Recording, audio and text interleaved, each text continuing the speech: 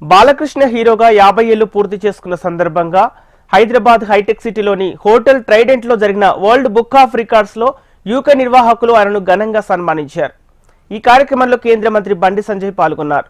World book of records లో hero Balakrishna చేసిన సేవలకు ఈ గుర్తింపు దక్కిందన్నారు బండి సంజయ్.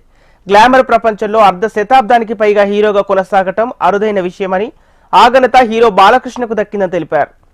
సినిమాల్లోనూ కాకుండా నిజ జీవితంలోనూ బాలకృష్ణ అందిస్తున్న సేవలు మరువలేనివని తెలిపారు.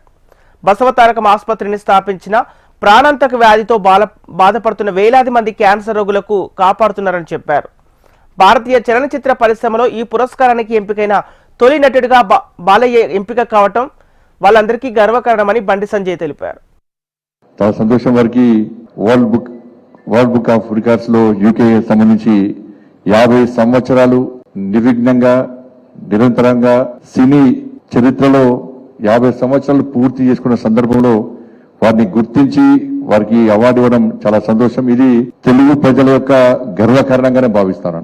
వారు సక్సెస్ అవుతూ అనేక మంది తెలుగు ప్రేక్షకుల అభిమానాలు పొందుతూ అనేక మంది ప్రేక్షకులను అనేక మంది అభిమానులను తయారు చేసినటువంటి ఒక మంచి మహానటుడు బాలకృష్ణ గారు. వాళ్ళ బసవతారకం హాస్పిటల్లో ఒక క్యాన్సర్ పేషెంట్ అడ్మిట్ అయిందంటే ఒక భరోసా, ఒక ధైర్యం, ఒక విశ్వాసం వాళ్ళందరూ కూడా.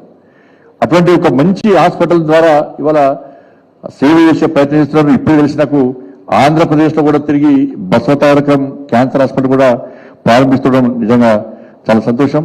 మరి ఇటువంటి పరిస్థితుల్లో ఇలా బాలకృష్ణ గారు ఒక మంచి ఈ అవార్డుని తీసుకోవడం ఇది తెలుగు ప్రజల యొక్క గర్వకారణం.